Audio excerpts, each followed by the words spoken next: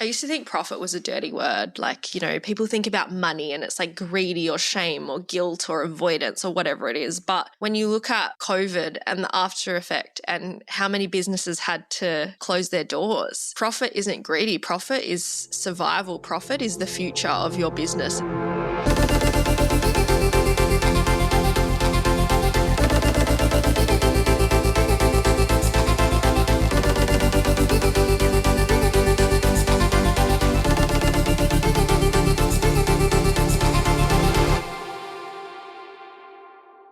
Hello and welcome back to the Beauty Industry Leaders Podcast.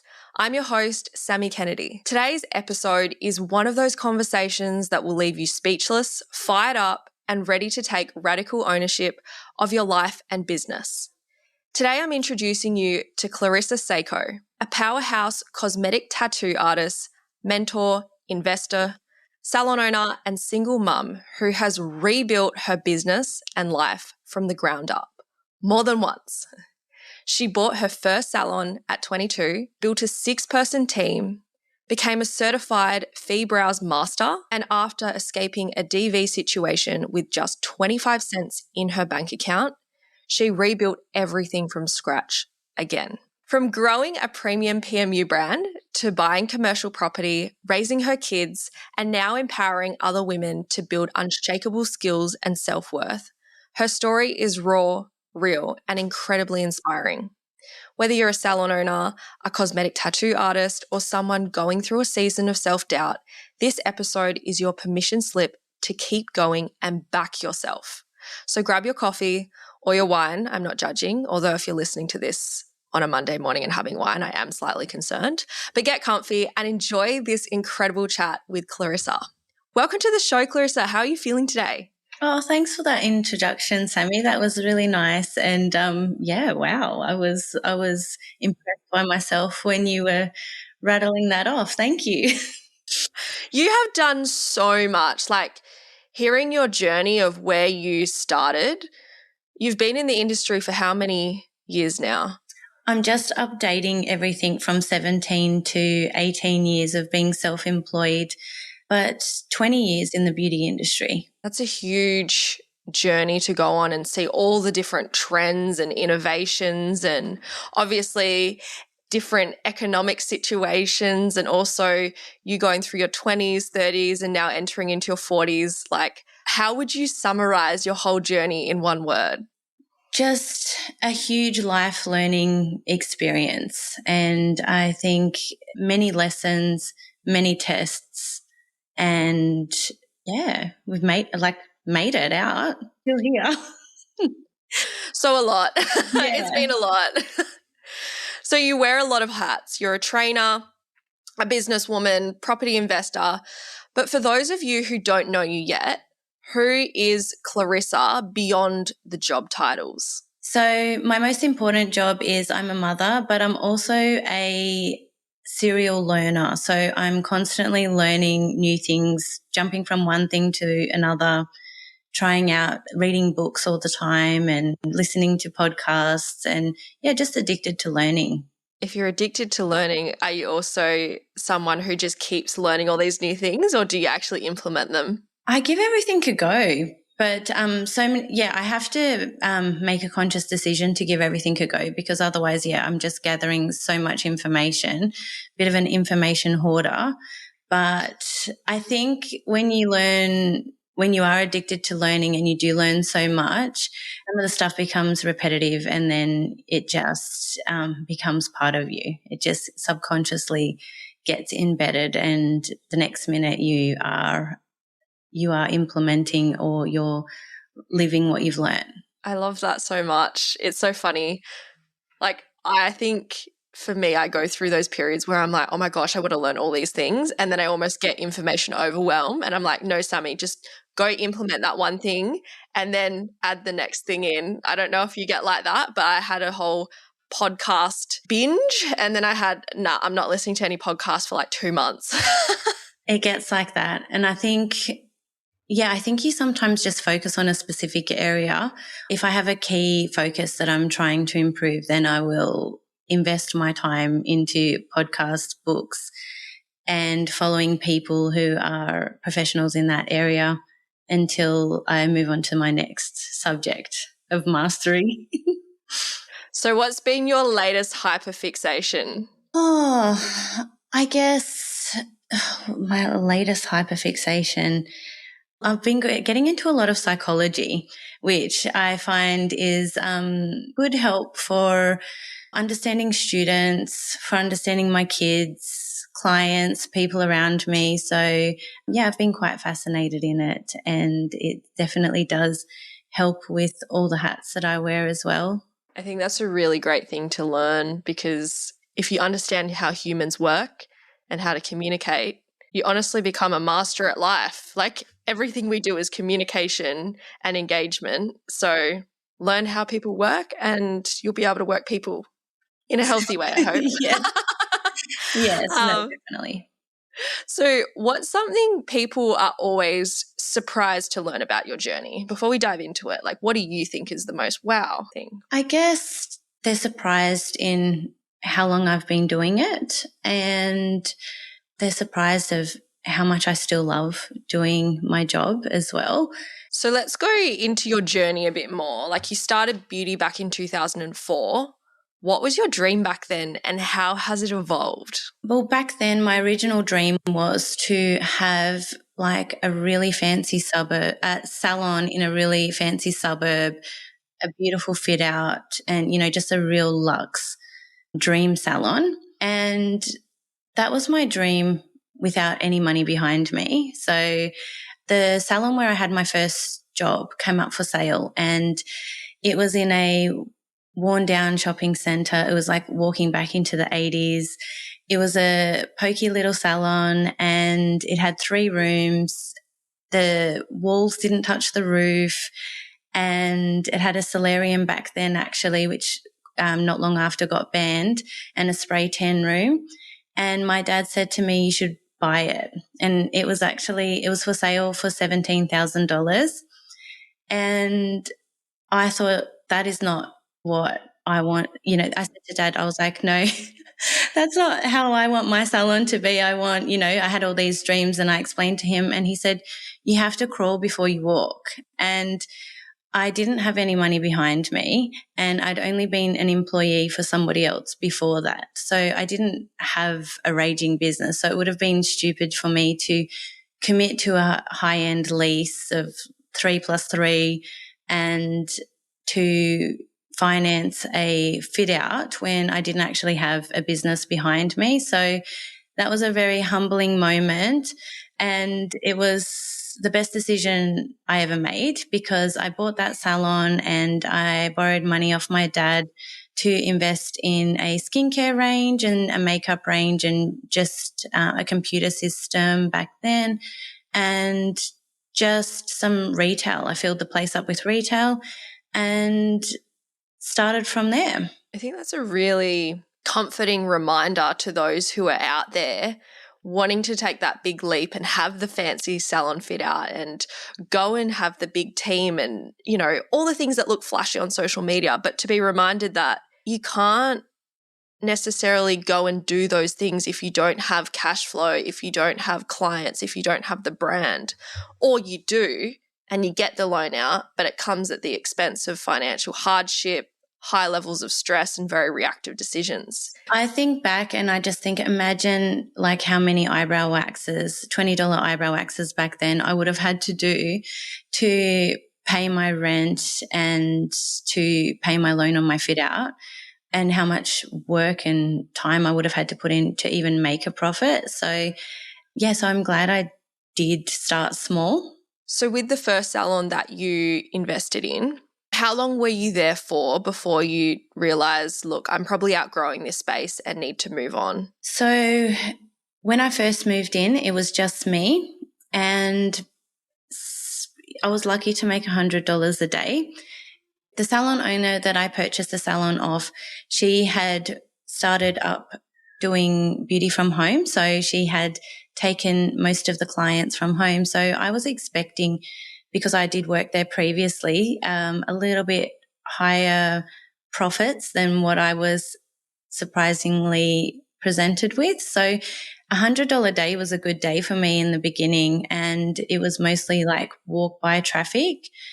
But it was just me working there on my own. And back then you put your hours on the door and you didn't leave earlier. You stayed there. And if I needed to go out, I would call somebody, a family member, to take over the reception and to be in the salon if I needed to pop out to the bank or anything like that.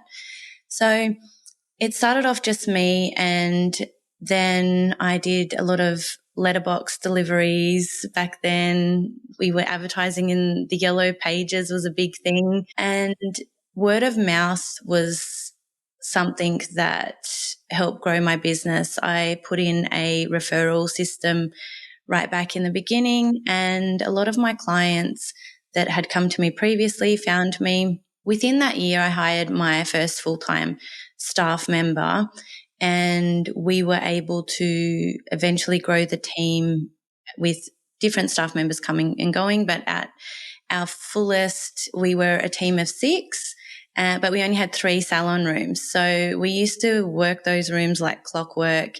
And at one stage, I was even working from home and had the salon fully booked to increase the profits.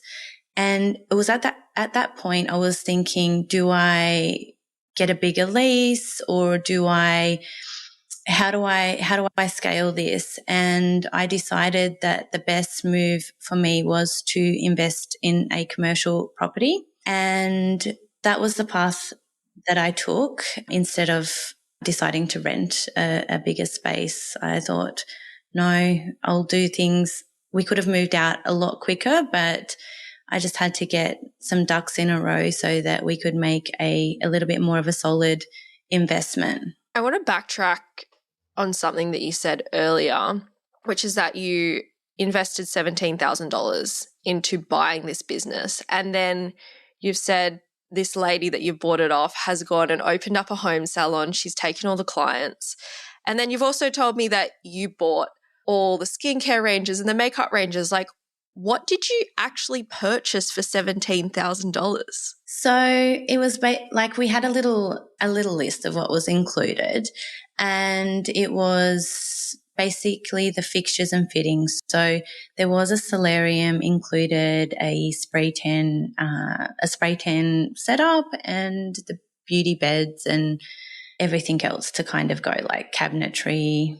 So it was like, in hindsight, it was still cheaper than doing a fit out, but it was quite a low investment for a beauty salon. But yeah, the shelves were empty, and it was basically an empty shell. The fit out was really what was there. So looking back now, based on your experience of buying someone else's business and having to rebuild it from the ground up, do you think it's a wise investment for people to buy other people's businesses? So when those salons or studios or clinics are up for sale, do you think it's a better idea to go in and buy that, or is it better to go and start out on your own because you're still going to have to build from the ground up? So this one is, I'm kind of in a little bit of two minds with this one. So I feel like when you are in the beauty industry, your business is as good as how often you show up for work and the energy that you put in there. So if you were to sell a business where somebody was moving away, if you were to buy a business where someone was moving away and they needed to refer their clients to you, their clients might come and see you, but obviously they have to be happy with your service. I guess it's not a guarantee that you are going to get those figures, because it comes down to the customer experience, the training, and how the client feels, and if they're happy, or they, sometimes they will go elsewhere. So you're not really guaranteed the same figures as what if you were to buy an existing salon as what the previous owners were getting. So it is a tricky one, and I guess it would have to be priced accordingly. I think I've seen a lot up for sale. Like when I was looking the other day, there was like 75 around the Perth area. Wow, yeah. And so you're looking at these people, I think essentially they're just selling their fit outs. So anywhere from like 50 to some people wanted like 350 grand. And I've had a couple clients come from profitable pricing and they've bought a business for 350 grand, and then there's other people who have bought it for like 30 to 50, and exact same situation as you. Like the person's gone and started another business up, they've taken the clients, or they've sold the client data to another person and then sold the fit out to this. And I guess it all comes down to having a good lawyer and having someone overlook those contracts so you don't get blindsided. But yeah, there's no real clear answer. I think it's very dependent on the person, the situation. And like you're saying, in our industry, people buy people. And so for my hairdresser, no matter where she was working, I followed her everywhere. It's not like I was loyal to the business, I was loyal to the person. I think that's one of the challenges that business owners face in our industry with staff and selling a business. Like people want you, essentially. Yeah, exactly. So I guess you have to be prepared for the worst, and you have to be prepared to go in and do the work, and, it might not be handed to you. Absolutely. Now, you said as well $100 back in the day. That was a good day for you. Yes. In those tough times, what kept you going when most people would just give up? So when I went into business, it was actually a economic crisis. So I've survived two financial economic crises in my time in business. So I started in that. So I think it was actually a good time to start because it made me used to the hard times, and it made me be more creative and get better at marketing back then because I had to. And then when times got better, it just seemed like business was so smooth and effortless once I started in the harder times. I was fortunate enough at the time that I was still living with my parents. So I didn't have a lot of pressure behind me in keeping a roof over my head, or I didn't have a family at the time. I didn't have kids. So that was lucky, I guess. But I knew that I could outwork it anyway. So I was always used to having two jobs. For some reason in our family, it's just normal to have two jobs. Even when I was at school and I worked at a supermarket, if you only got 2 or 3 shifts, my parents would suggest you get another job as well. So we were working 2 jobs at school. Yeah, just that was the norm for us. So if things didn't pick up, I would have just got another job and continued to work both. But it didn't take long for me to build up business and just build up to being able to get another full-time staff member as well. So yeah, things did happen as they aligned when they needed to, and everything fell into place. Looking back now, do you think a lot of your childhood experiences shaped who you are today in terms of how you run a business? Like if you've got parents telling you, hey, one job, you're not getting enough shifts, go and do another one. Have you found that that's what drove you to become entrepreneurial? Yeah, my parents were in business. I think when I watch you and your family online, I'm like, oh, that your mum and dad remind me of my mum and dad. But I think school holidays, we were helping in family business, whether it was back then, you could never do it now. We were on job sites as kids or in the office stamping envelopes or having shredding jobs, just different things. So back then, my parents used to have meetings with their accountant in our lounge room. So we would be around and we would just hear all the conversations, and it was familiar language to us. So it was good, and I'm grateful for that understanding, that financial understanding, because it isn't really something that you learn at school. I find that bit quite bizarre. There's so many subjects and different things that you will learn at school, depending on what career path you might take. But the one thing that we all have in common is we're all going to have to pay tax and we're going to have to be financially literate, but we don't really learn a lot of that. So it was good to hear that language as a kid. It's super interesting, hey, like schools don't teach you about taxes or setting yourself up for financial success. But I also find myself challenging that, because when I was asked, how did you do your profitable pricing spreadsheet? How do you know how to use Excel? And I was like, I learned it at school. I was just better than anyone else at it because something clicked. I don't know if it was that I was playing around with it more, and I like watched some YouTube videos as well for things I didn't understand. But I remember getting taught about compound interest. I remember getting taught about like funds where they put money in, there's like perpetuity. So for an award, if you put money in a bank account and it makes that interest and then they take out that interest made each year, that's how they can do awards. And I remember learning about when you go into a nursing home, there's a certain amount of money that you can either do two options for paying for your nursing home. You pay like a yearly amount or you pay one big sum.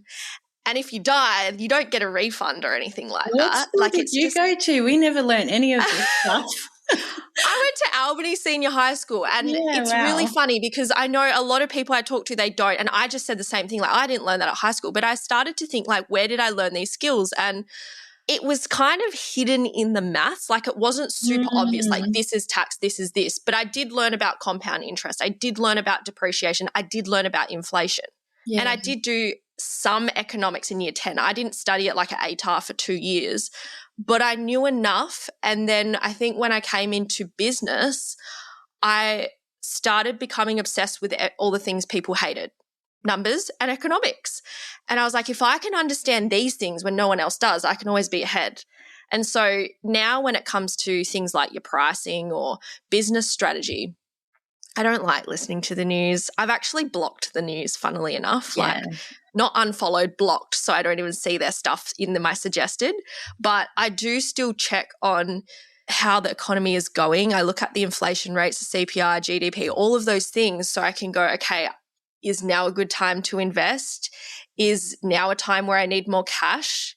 Is the $5 to $10 increase that this beauty salon owner or a hairdresser is telling me, oh no, that's what I've been doing with price. I'm like, no, I need to tell them like this is the inflation rate and this is why that $5 to $10 increase is nowhere near enough to cover.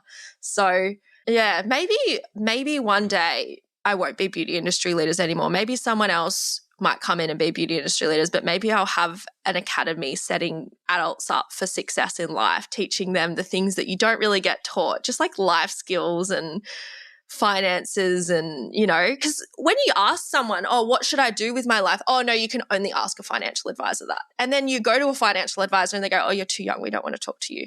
Like, they don't want to talk to people who are in their 60s with big super. You know what I mean? Well, I think things change so quickly, and so it's important to be up to date and to be aware or just have a good understanding. And I think because that's what you're teaching, you are heavily invested, and it's like if you're looking to buy a particular car, like you're looking to buy a Mazda, all you see is Mazdas, and then you've never seen them before, you know, like it didn't pop out to you as much, but because Your focus. heavily invested in consuming that information, it's what you see and it's what you hear. So that's why, you know, you're the queen of pricing for profitability. Like, you know it. It's so true though. Like, coming back to your car theory, when you've got your focus on something, it is now in your conscious awareness, and subconsciously you start seeing it everywhere. I find the exact same thing with my algorithm. Like, if I engage or look too long on a negative post, I will start seeing more negative things. If I think I spoke about this on the podcast, or maybe it was on my stories. Sorry if I'm repeating myself, but my latest hyperfixation has been the F1. I've been watching it. It's been coming up on my newsfeed.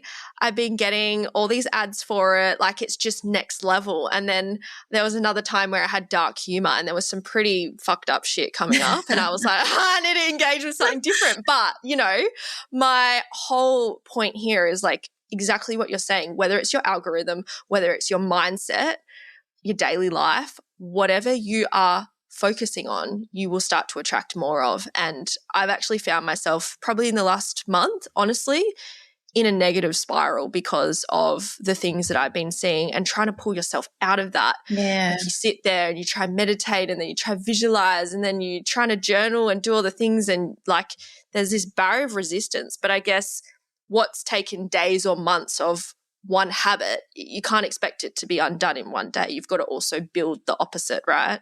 Yeah, exactly. I have a little story from when I was younger. So my family are from the Snowy Mountains, and we used to drive through the paddocks. Sometimes we would go down to the river, and it was interesting because we'd get on the back of the utes and you'd look out, and sometimes if we hadn't driven down that way in a while, you couldn't see where you were going and the long grass was up really high. But as summer came along and we were going down the river more often, you'd see the road, and then we'd drive down it that many times that the grass would just get embedded and you would just see the dirt tracks. And then, yeah, if there was a time that we didn't go, you couldn't really see it. But I kind of think of like the neurological pathways in your brain the same way. It's like the more you drive down them, it just gets easier to follow, and you don't even go off the track. You're just attracted to that track, and it's the only path that you see. You don't see any other way. I feel like that's why it's hard to break generational trauma, because if you have a certain system, like a belief system or a way of doing things that has been passed down generation for generation, and then you're like, hey, this is kind of toxic, or maybe we shouldn't be this way. You've got to undo all of that. Like, you've got to heal yourself so you don't traumatize your kids or, your relationship or whoever's around you. Exactly. Every time something happens or a little something, we have a problem that comes up or something that we need to navigate, I always think about it. I just think back to those paths, and then I just think about the new road, and that it might not be clear, but the more I, just take a turn and the more we drive over it, it's just going to become clearer and clearer. It's very inspiring, and I think I needed to hear that today. So thank you. So coming back to your journey, you've built this team of 6 and you've gone and got this new space, and that was it just before COVID or during COVID? So it was just before COVID I purchased it, and it took me so long to get the trades and everything organised to do the salon fit out. So we'd only been open a couple of months before COVID lockdown came into play. So everything was looking like it was going to be going full steam ahead, and then we had that little curveball come up. So, yeah. So what did that chapter teach you about leadership and sustainability? So I guess we're always worried. We're always worried about what could happen. We're always worried about, if something goes wrong, and then something does go wrong, and there's always a way out. Do you know what I mean? Like we were able to pause the loan for a period of time. So that was good relief. But I think in the beginning you think, oh, I'm going to lose everything. Like everything's going to fall to pieces. But there's, you just have to look for a way to pass time and get through it. And in terms of your business model, I know that shifted. You went from having team to then renting the rooms out. What made you change that direction, and how did it shift the dynamics for you and your team? So I'd had my team for quite a long time. I'd had 2 team members get long service leave with me. So the team was sticking around for a long period of time. And yeah, I'd had 2 members that had been with me for 10 years at that point. And every year, you face with your hurdles of how to do business better the next year. So I was constantly just trying to reevaluate and look at business every year to keep kind of moving forward. And my team were great, but I'd pretty much got them to as far as I could without, we tried to push for a bit higher targets, but they were sort of maxed out at, and they were consistently doing their figures. So I did think that it was a good opportunity for them to be able to push themselves that little bit further, to have the opportunity to work for themselves. It was almost like after 10 years, and since they hadn't left me, it was an opportunity for them to grow personally, but also within my brand as well. I was getting into profit first, and I mentioned to you before, like Robert Kiyosaki. Kiyosaki, Yeah. Rich Dad Poor Dad. Yeah, and Ray Kroc, I think it is too. So I was looking at these people and studying them, and I liked Ray Kroc's model with McDonald's, and I just thought, maybe I can be in the business of real estate too. I don't have to just be the business of beauty. And I shifted the structure to being a landlord rather than an employer. So my employees became their own businesses and I was just a landlord. So in terms of profit, it did make a little bit, there was some changes in this, but the way that I looked at it is I could still just come to work, do my clients, and I still had my predictable income. We had extra streams of revenue then. We had rent coming in and we also had the compound interest of, the property appreciating in value too. So every time that a client would cancel or things are a little bit quiet, I was like, well, we're kind of covering a few different paths here. It's not all in the one basket. And the girls were really happy too because it was, they felt like they were progressing. They were able to do the treatments that they wanted to do or invest in themselves in a path that they wanted to take that was aligned to them and not just my business model. So I think it worked really well both ways there.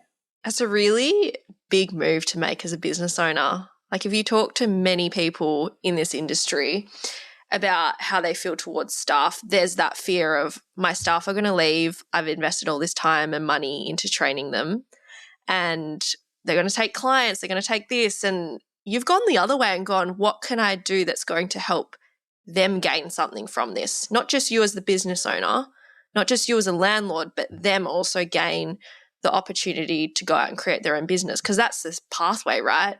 Some people are happy just staying as an employee for most of their career, but then there's always kind of that itch of, oh, I could be making this money on my own. Oh, do I have to work for someone else forever? Like if I'm, having this service for $100 or $300 and I'm only getting paid $35 for the hour or $40 for the hour, there's always that, oh, I could, so.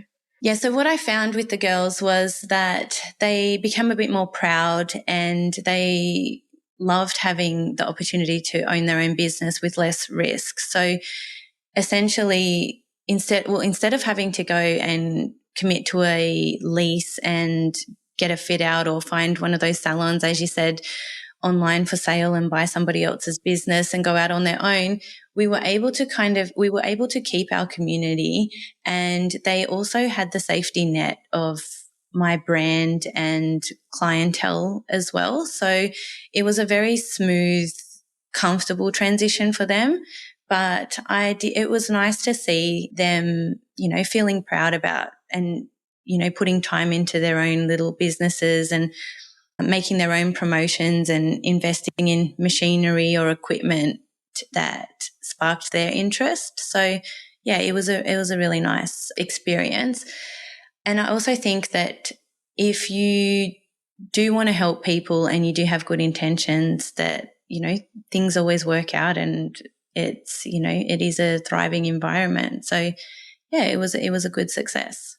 So how long did they stay renting at that space? Like, do you still have that space and they're renting from you, or did you sell that commercial property? I sold that commercial property. So I had that for 4 years. I think it was 4 years. And I was lucky that the property did double in value. So I sold that property, and one of the girls that was a renter actually purchased the property, and she has almost like not a chain, but she has multi salons. So she runs it as her own business now, not as the share space sort of setup that I did. Yeah, cool. And did you find that making the transition from being an employer to a landlord was actually better for you in terms of your stress levels and the amount of effort required to keep things running? Yeah, I guess Well, I started in business at 22. So I was really just, and I went from an employee to self-employed to an employer. So every step of the way was me learning something new. And then when I had my own family after that as well, I just had so much on my plate that it was nice to just let go and to just have those extra streams, just to have that set up. I think it really worked well for where I was at with my family and, yeah, just where I was at over the years as well.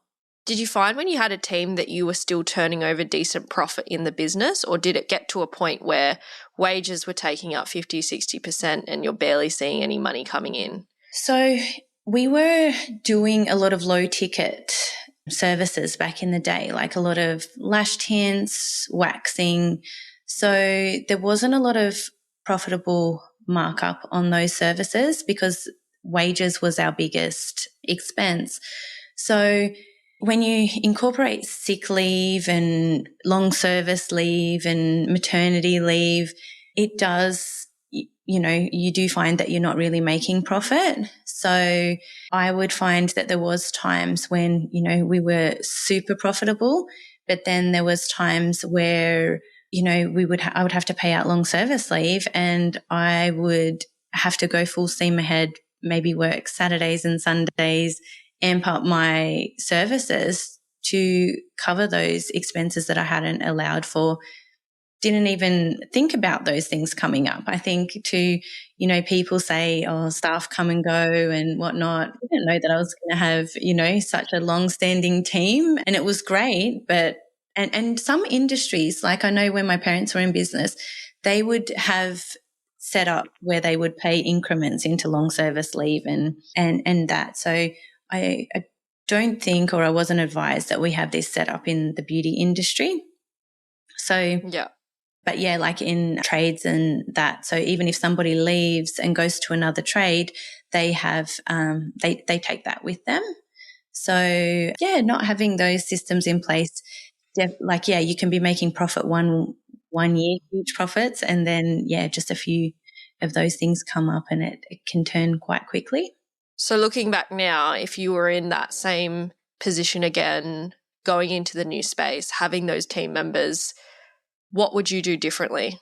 I would always go back to the landlord share space model. After experiencing all of the models, that for me makes more sense to me. It made more sense to me in terms of profit as a landlord and having to pay, tax on rental rather than wages and services. Wages tax, payroll tax. Yeah. And then you've got, I know for a couple of our employees, they've split with their partners and then they've got to pay for child service, all these other things. So it can get really messy. And I was thinking, if I were in your position going back then, what would I do differently? I think even like having a good accountant, because if your accountant's not advising you how to do this stuff, then you obviously don't have a good support person helping you make those financial decisions. And then coming back to beauty in general, like so many people don't actively look at their numbers each week and set money aside for tax, for GST. And you should also be doing it for that long service leave and not having it in one big account where you feel like you've got all this quote unquote profit. Exactly. And then it gets wiped out the next week. And then that's where you fall short. You get hit with the tax bill. And then you're like, oh, we've got super debt. And then it just becomes this repeating trap.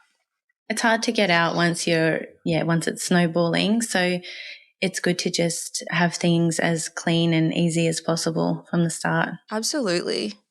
Now, I know you've mentioned you had low ticket services, and from what I've seen in the numbers doing over 100 of these profitable pricing calculators, there's some services that are clear winners and there are some services that I think could only be offered as a home salon service because they just simply cannot withstand the overheads of having a commercial space or having to pay wages. Yeah. I know you pivoted into cosmetic tattooing. Yes. What was the turning point that led you to do that? So I was doing a lot of makeup, bridal makeup, and makeup was a busy service for me. And I did back then Anastasia Beverly Hills, a brow shaping course with their company, and we were a stockist. And it was that time of really in the beginning when everybody started to grow their brows back. When I first started, everybody wanted value for money. So they wanted to come in and pay $20 and get $20 worth of hair ripped off their brows. Like they wanted to see that. So Ooh. it was, it did change into, people wanted to grow their brows back, and we were on this mission to grow everyone's brows back. And they were then, starting to pencil and stencil their brows in. And people would come in and get tinting done, and they'd say, oh, I could come back every week because once it comes off, I can't do it myself at home. And I did think that I thought I needed to do cosmetic tattoo, especially for these clients who are, coming way too frequently just to get that stain on their skin. So I just had my two boys at the time. They're 20 months apart. After I finished breastfeeding, I went off to Sydney and I learned cosmetic tattoo. I did the beginner's course and microblading together. So I paid back then about $11,000. And I remember thinking, I don't know if I'm ever going to make my money back on this, but I'm so interested in learning, and I just really wanted to do it. So it really did change my business. I came back, got straight into it, did my team members, my sister, my family, and posted the photos back. We only had Facebook back then, posted them online and did some of my first clients. And basically within 3 months, I was full-time cosmetic tattoo. It was at the hype of it. It was sort of like new, and there wasn't many places around doing it. So I was just full-time cosmetic tattoo at that stage. And then I got two more of my team members trained in the cosmetic tattoo as well. So we did transition into low ticket beauty, and then we transitioned into high ticketed services. And this is when we really did sort of see those profits change, and that was the hype moment for us. But obviously, with high ticket services, you can work less hours and make the same, if not more money. Like, let's just do the maths here. Girl math for people who are not math savvy and want it broken down. Let's say you have 20 hours a week and it takes you half an hour to do brows. So you could technically do 40 clients.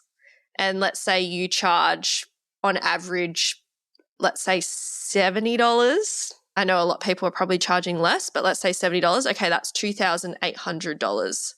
Now, if you worked those same 20 hours, how many cosmetic tattoo clients could you do in 20 hours? 10.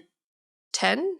So then, and how much is the average cosmetic tattoo, like the initial appointment? Like $800, $1,200? Yeah, ranging. So then times that by 10, let's say $800, let's be conservative. So that's $8,000. You're making almost 4 times the amount, and you're not having to see nowhere near as many clients. And I think this is the problem with the industry. It's like you start low and you offer these services, but there's not actually much progression in the pricing. Like, look at what people were charging for brows 10 years ago versus today. I think there's only max like a $20 to $30 difference. I feel like the beauty industry definitely doesn't raise their prices as quick as the coffees are raising. Like every time you go to get petrol. And petrol. So, but yeah, we sort of stay a bit more stagnant and there's a lot of fear in raising as our prices are raising, because I guess we care for people and we don't want to. I'm predicting in the next 5 to 10 years that people offering low ticket beauty services, unless they have large teams where they can subsidize the operating costs, they're not going to be able to work in commercial spaces. Unless they're renting a room from someone else, like doing a whole commercial fit out. Like if you're spending, let's say on average, realistically, fit outs are going to cost over $100,000 minimum in today's world.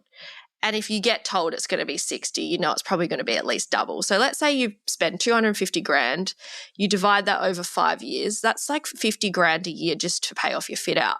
Then you got to add on the commercial rent. That's another, 30 to 70, 100 grand, depending on where your location is, how big the space is. And this is where people trap themselves. They try to go too big too soon, and they don't have the clientele or the cash flow or the staff to be able to actually afford that. And then they get stuck in this really stressful situation where they're like, I've either got to sell or I've got to rent out all these rooms and I'll just do some co-working space. They try to do a new business idea and then they just fall apart because it's just too much. I guess even if you look at big business, they've changed the way that they do big business, and, Woolworths and Coles, and, they've got all these self-service checkouts and everything because they foresee that, to cover overheads and to keep making profits, they've had to make these adjustments. And we, I guess, are still one-on-one services. And as you said, unless you're sort of outsourcing some of your work, and automating stuff as well is very important, because you do need to have a bit of a cost-effective streamline happening to keep profits coming in.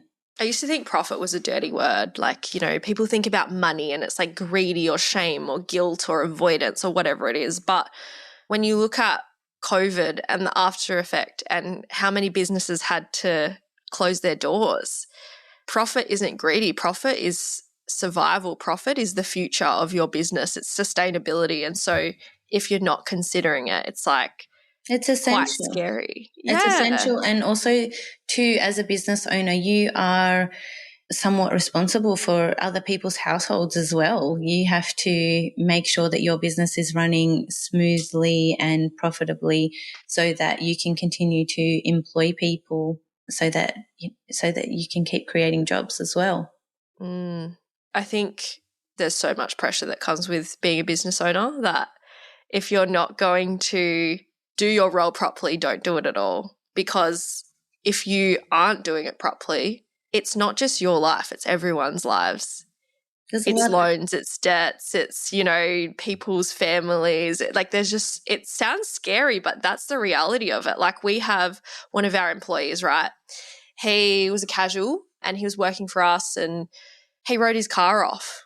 And so he couldn't get any financing because he needed a full-time job. And then it's like, oh, well, you have to offer full-time for them to get the financing. And then you've got to consider, okay, well, are we going to be able to afford this 90 grand a year as a manager, right?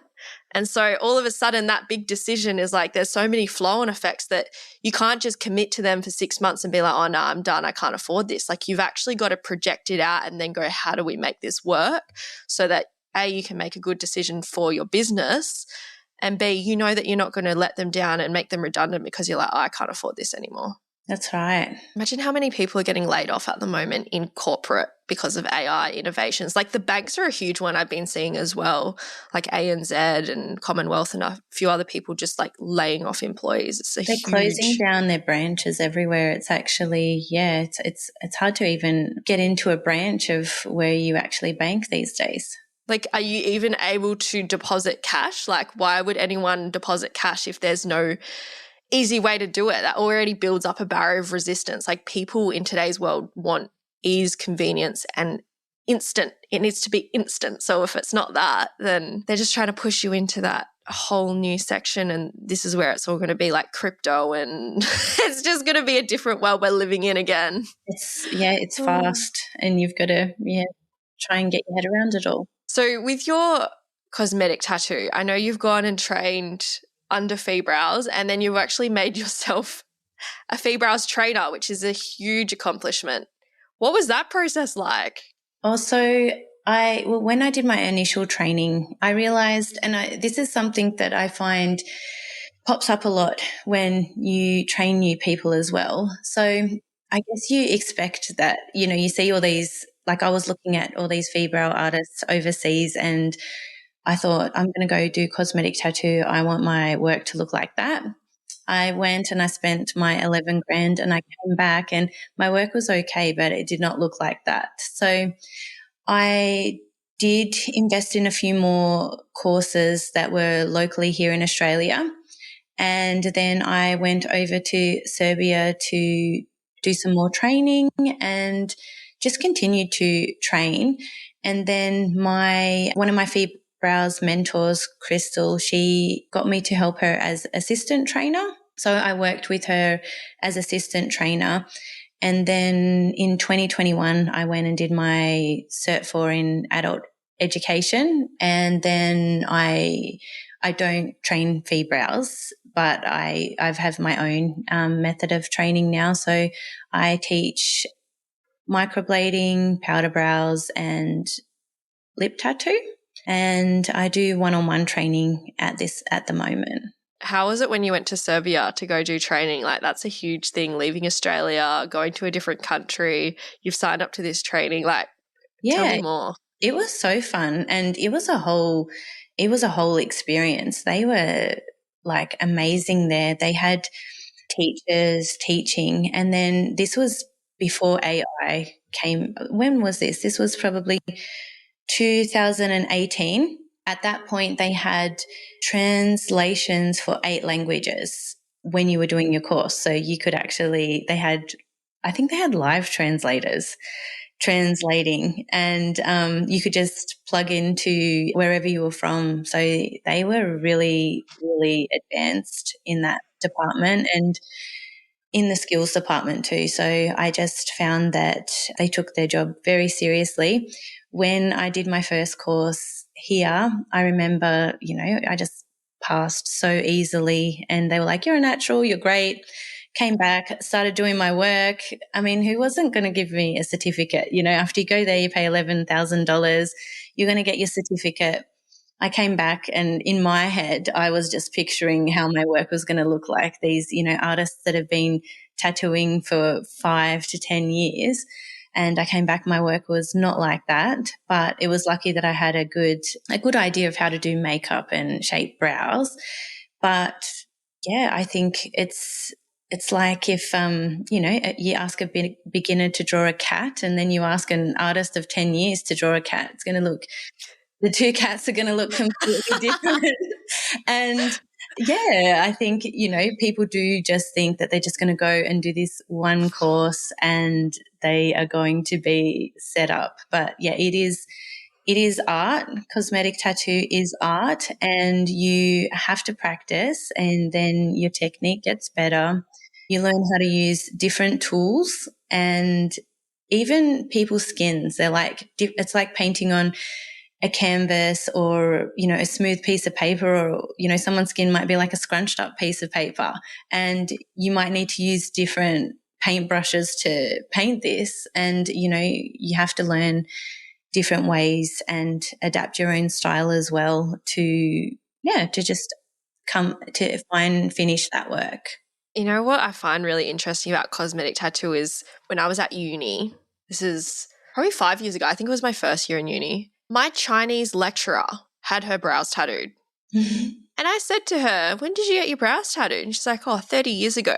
Yes. I was like, "Where?" She's like, "Hong Kong." And I was like, "What?"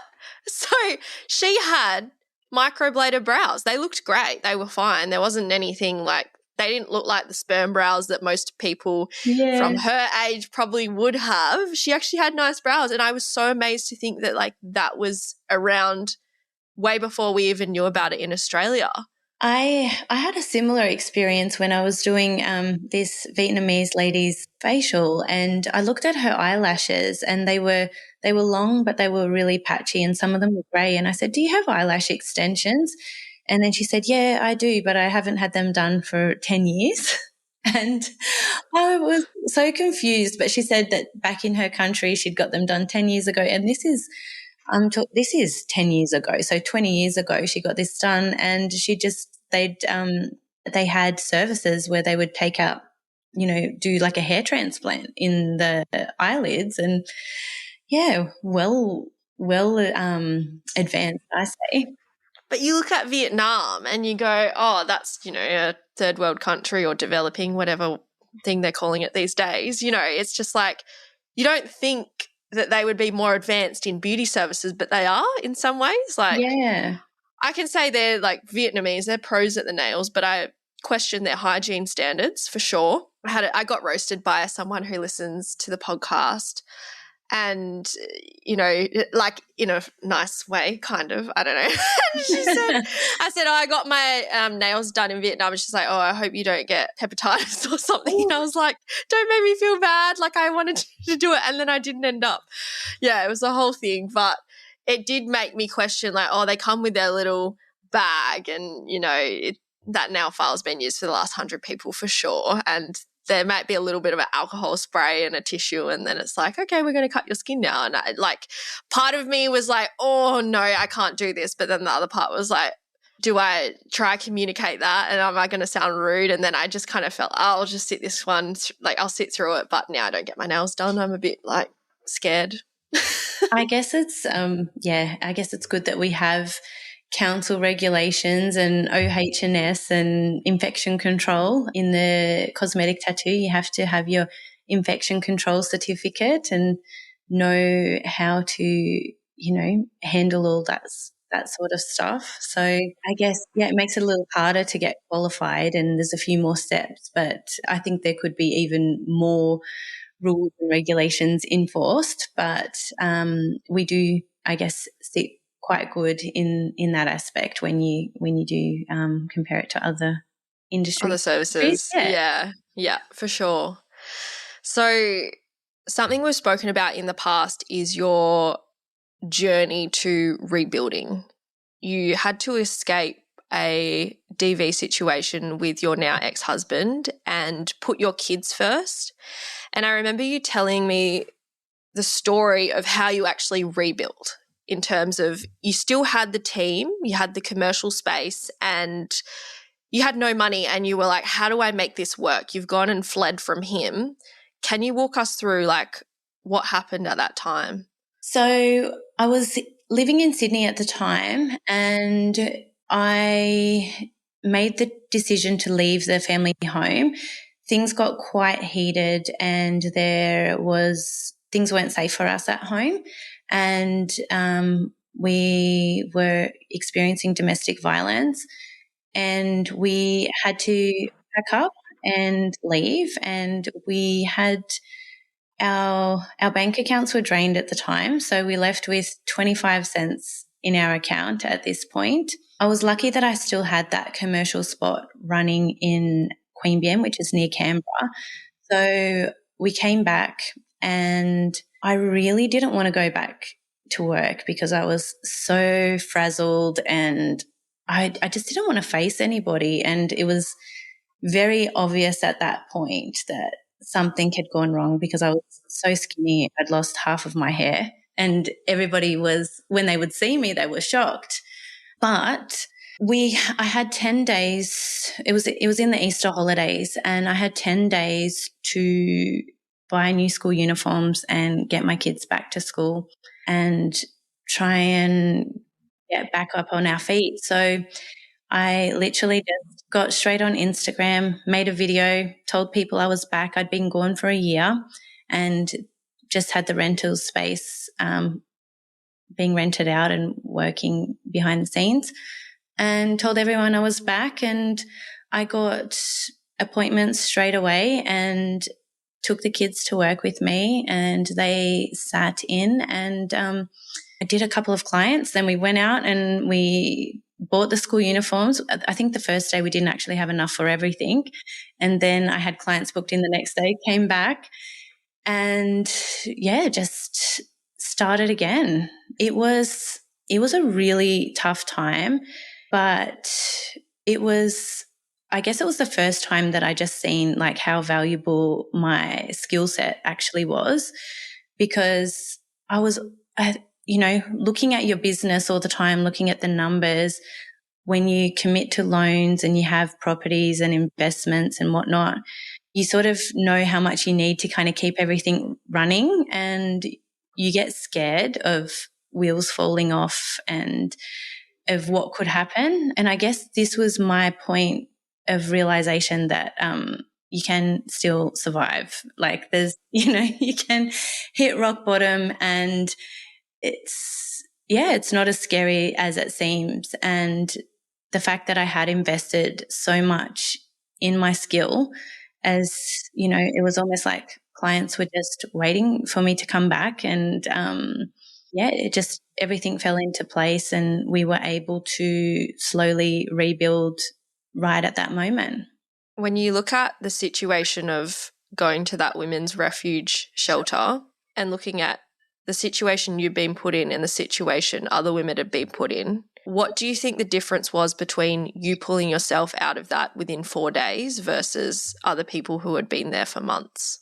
When I went to the refuge, it was a really good, positive experience. It sounds like it could be a scary place, but it was lovely to speak to different women and hear their stories.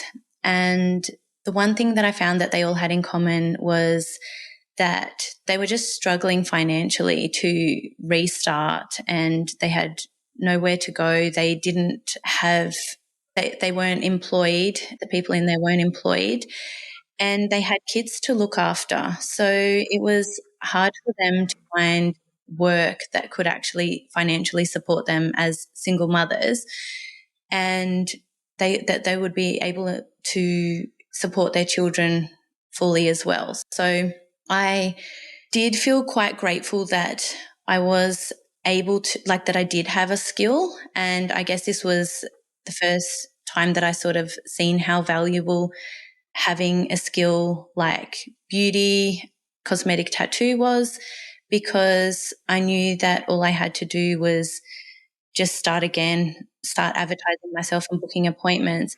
And I really wished that they could have done the same thing too, and that they had those things that they could, possibly work from home, or, do lashes from home, or those kind of things. I think these kind of skills really do help women who are in situations like that, where they can, and they might not have care for their kids, but they can do both and make an income and support their kids. So I guess it was the first time that I sort of looked at it in that light, and how fortunate and lucky I was to have that skill. And I did think to myself, I thought, as soon as I get back up on my feet, I need to help these women. I need to do some training. I need to teach women skills that they can use to support their families and have, be financially free, and not have to, stay in any circumstance because of financial abuse or financial stability. I'm just taking in everything you've said, because that would have been a huge thing to have experienced. And I guess my question to you now is, do you think that that whole experience completely shifted your perspective on what it means to be a trainer now?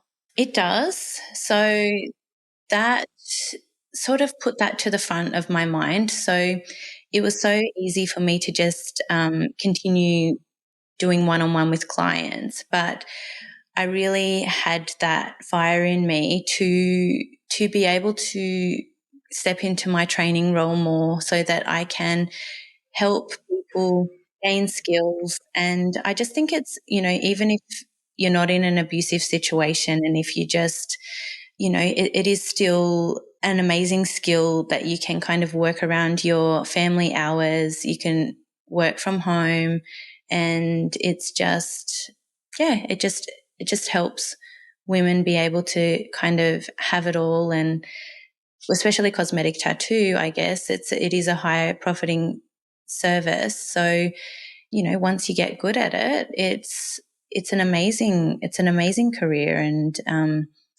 some people would have full uni degrees to make incomes that you can make with cosmetic tattoo. So yeah, I do enjoy training, and I guess I think of it as more of passing, not just teaching somebody how to do brows or a lip tattoo. I think of that this could be a game changer for them.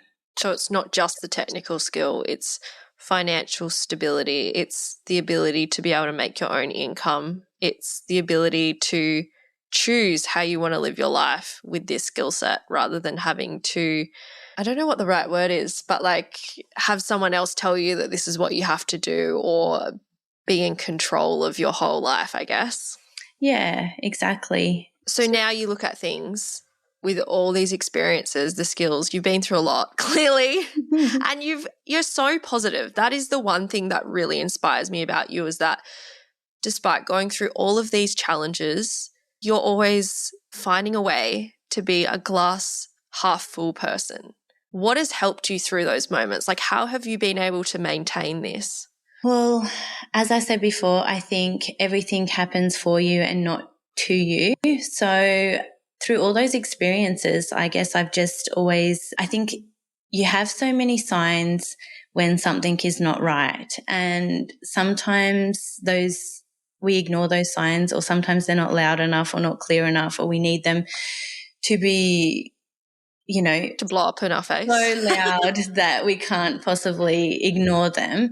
And I just then think to myself, okay, next time, how can I be more proactive instead of reactive, and see those signs, and just, I guess, yeah, it's all a learning experience. I think this was always supposed to be my journey, and it was it was very humbling. And at that point in our lives, I think I was so focused on obtaining property and business and, all of these kind of things. And it was just the next goal, the next goal, the next goal. And, yeah, very humbling to have 20, not even to be able to buy a cheeseburger. So it just showed me that you really don't need a lot. You don't need a lot at all. And I felt good, and I felt like lucky to get out of my situation and to have a fresh start. And how lucky am I that I get to live a couple of lives in one? And it felt good to just be cut off from all the ties of like obtaining more property and more, planning to retire. I was like, how about just live today? Do you know what I mean? Like, how about just enjoy today? When me and the kids came back to Canberra, we didn't even have a bed. Like, there was a mattress in the garage and we dragged it up. I don't know where it came from. And we shared that mattress, and we had just an empty house, and it was a nice time. Like, even those times, like, they seem like they would be very sad, and they were very sad. But at the same time, it was like we were very close, and it was, just those hard times that really shape you and change your perspective. And it sort of sometimes just wakes you up to see things different. Why do you think in the early stages, not only you, but a lot of people, especially in our industry, are so driven or attached to material outcomes? Well, I think that definitely we want to be proud of ourselves. Sometimes we want to obtain things because that's what we think we have to do. Like, the dream is to own a home. And it's funny because in a lot of other countries, that's not the dream, but this is the Australian dream, to own a home. And then the investor's dream is to own multiple homes and to retire early. And whatever you hear that sounds good to you, you will resonate with, and then that will be your goal. And then sometimes on the way to getting that goal, that's all you're focused with. And then when you get there, you'll realize, okay, well, this goal is just what it is. So my goal was to obtain a lot of properties. And at the time of divorce, we had 6 properties. And I remember when we were talking with lawyers, and they were like, what do you want? And I remember just thinking, I was like, none of it. Like, it's all, like, I don't really like any of them. They don't really mean anything. So I think I read this children's book by Ray Dalio, actually, and it was such a nice story. It's got lots of pictures in it, but he goes through a story of his journey, and, he made $1 billion and lost it and remade $1 billion. And he, at the end of it, the biggest takeaway for him was the journey and taking people with you and teaching people, and the experience of him taking his team to different levels, not actually becoming a billionaire or whatever it was that he thought he was aiming for. And I read that story a long time ago, but I guess when everything happened and then I lost everything again, it really sat with me, and I thought back to that book. And yeah, I guess it's the moments and the knowledge. And something for me was, I'd always been gathering all this information, and I'd been implementing some of it to become a property investor, to become better at business. But then when I lost all the material things, I guess it was good that I still had invested all that time and knowledge in training and reading and resources that's what I had with me at the end. And I guess that was the most valuable thing to me. So when you look at your life right now, what are the things that bring the most value to you? Today, the way that I look at things is I have two beautiful boys, and before I wanted to become anything, I was unsure what I wanted to do, if I wanted to go to uni, become an architect, do different things, but I always knew that I wanted to become a mother. So I am a mother, and I guess it is everything that I do now, and what has driven me to continue past this point is that, I had these children, and it is my responsibility to not just tell them what to do or to boss them around or to tell them what not to do, but to show them what to do. And I think I definitely did want to give up. And as I said, I didn't really want to go back into the workplace because I had like a bit of shame, and I wasn't ready to talk about things, but I did anyway. And I took them with me because I didn't have anyone to look after them at the time. And I think every time I make choices now, I just think of how I want to teach them, and how I want to show up for them, how I want them to learn from me. So I'm very conscious when I do things as what am I teaching my children? And I guess that was one thing that helped me leave my situation, because I had to show them that this is not okay. And if I had have stayed, or if I had have not, if I had have given up, then this is all things that I'm showing them. So having them put pressure on me to do a good job or to try to do a good job in that area. And I guess can't change what happened in the past, but everything going forward is aimed in showing them what's possible, and showing, just teaching them how I choose to show up. In case no one's told you lately, you're doing an incredible job. Like the last 12 months I've known you, seeing you go from I'm just taking on my first clients in this new home to now, I think I might be moving out, and now I'm doing training, and just seeing that side, then to the point where you're also mentoring other people on how to grow their clientele, on how to actually set themselves up profitably. Like there's so many things that you've learned across your journey that you can just see you know what you're passing on. You've invested so much in yourself to become the best version of yourself that no matter who comes into your world, whether it's friends, whether it's your kids, whether it's students, like you give them 110% because you care more about their results than the actual thing itself, the delivery method. It's like you want to give them whatever you can to set them up for success. And I think that's something really beautiful and to celebrate, because in a world where we're on social media, we see all the perfect things, we've all become quite narcissistic in one way or another. It's always been about, what do other people think of me and how does it look? But when I look at you, you always put other people first. And also probably a reminder to take some time and put yourself first in some situations. Yeah. But you're doing an incredible job, and thank you for sharing your journey, because I know that that's a huge thing for you and other women that also go through similar things and don't know where to go or how to get through it. Yeah. So, yeah, I guess I do like when I met you, I was just sort of looking back on everything, and I was working from home then because I had sold my commercial property due to divorce settlement.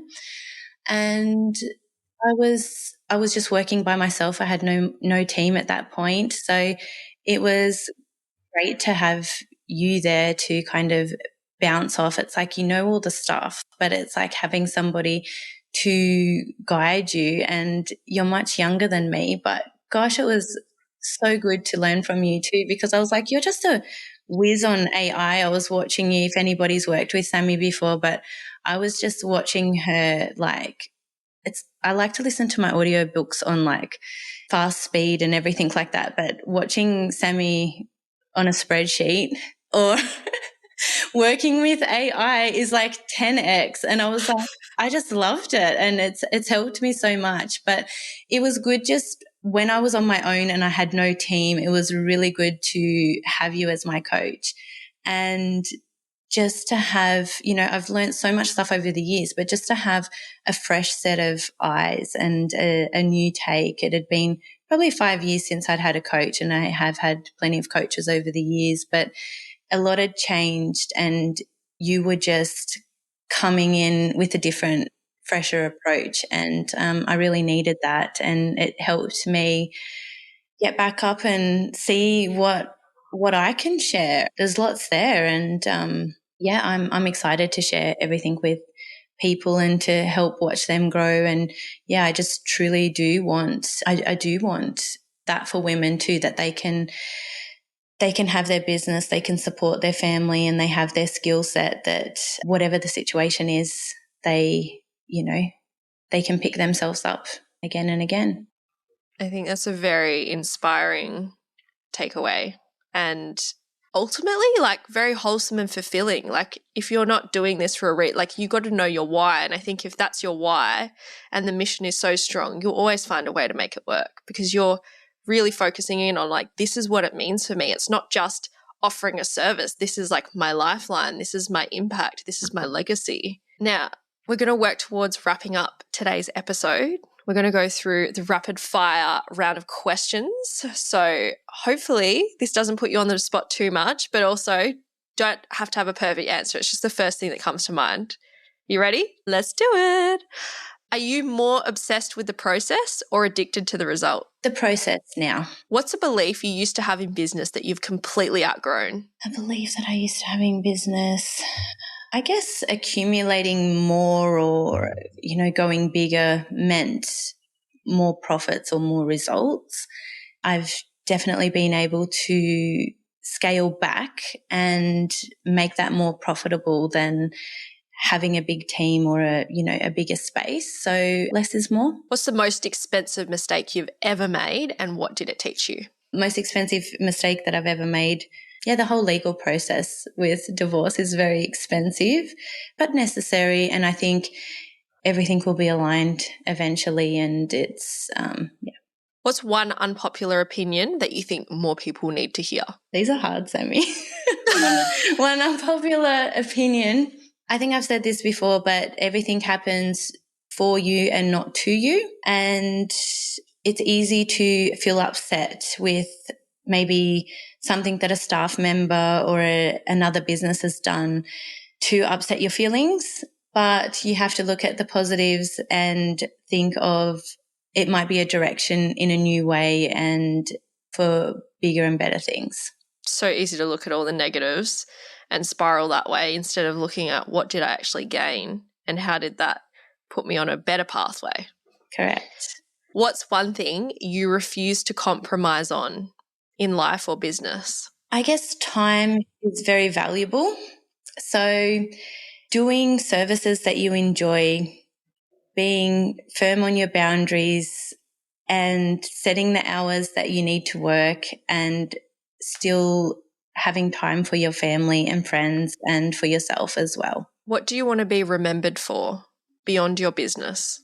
I would love to be remembered for helping and uplifting women to become financially independent. Powerful. I love it. What's one quote or mantra that stuck with you through the highs and lows?